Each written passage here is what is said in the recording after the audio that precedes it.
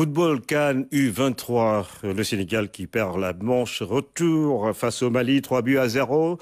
À Bamako cet après-midi, le Sénégal qui est donc éliminé de la compétition et ne se qualifie pas pour les Jeux Olympiques. Lourde défaite et sans doute une énorme déception. Nous sommes en direct avec Fatmata Savané.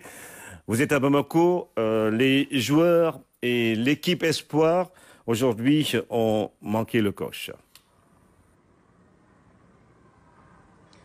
Oui, Ibrahima, bonsoir à toi, bonsoir à tous. C'est comme vous l'avez dit, c'est un coup de tonnerre, c'est une déception pour les hommes de Demba Mbaye d'avoir raté donc cette occasion de participer à la Coupe d'Afrique de leur catégorie. Et bien sûr, les Maliens ont vraiment fait tout pour faire déjouer donc les joueurs U23. Et c'est dommage, c'est vrai qu'il y a eu 3 buts à la 60e, à la 67e et bien sûr à la 75e minute. Et les buteurs sont Amidou Diallo, Doumbouya et bien sûr Mamadou Sankaré à la 75e minute. Les Maliens qui ont eu le dessus depuis le début de la rencontre. C'est vrai, les Lionceaux ont eu leur avantage, mais malheureusement, l'avantage n'a pas été maintenu en terre malienne. Et bien sûr, les Sénégalais d'ici se sont quand même mobilisés. Les supporters sont venus très nombreux donner de la voix et aider les joueurs à aller de l'avant. Mais malheureusement, pour l'équipe olympique, la victoire n'était pas aujourd'hui à la clé ce soir ici à Bamako, au stade du 26 mars.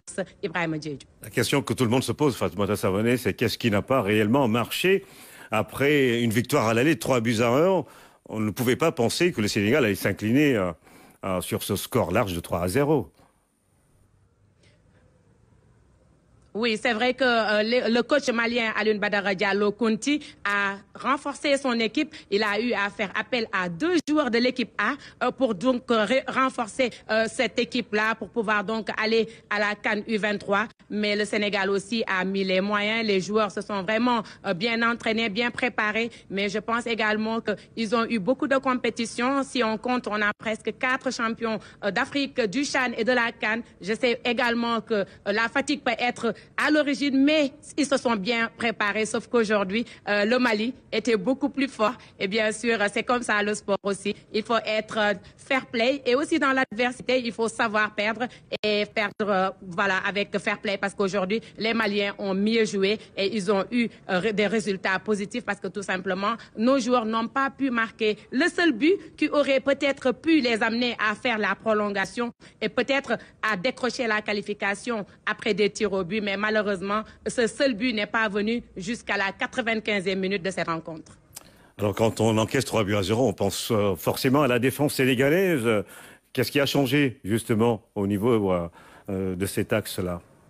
Pourtant, Ibrahima a été bien. Il y avait Djunkou, il y avait ceux qui ont joué à l'aller et je pense qu'aujourd'hui, je dirais tout simplement que c'est les occasions qui n'ont pas fait fleuve pour l'équipe sénégalaise. On n'a pas eu d'occasion franche pour le dire ainsi. On n'a pas eu vraiment d'occasion qui pouvait faire peur aux Maliens. Mais de notre côté, on était très fébrile. Je pense qu'aujourd'hui, on avait peut-être plus peur de perdre et je pense que quand on a peur de perdre son avantage, on a également peur d'aller attaquer, d'aller au front. Et aujourd'hui, les Maliens ont été juste plus forts que nous. Et il faut l'accepter. Ils ont mieux joué et ils ont gagné. Mais on félicite les Lionceaux U23 qui ont eu quand même à faire un bon parcours. Mais ils vont encore s'arrêter là, malheureusement pour eux. Et ça fait quelques années qu'on n'a pas participé à la Coupe d'Afrique des U23 et encore moins arrivé aux Jeux Olympiques. Et c'est vraiment dommage pour cette belle équipe sénégalaise. Mais le travail continue et on les félicite et tout en les encourageant également,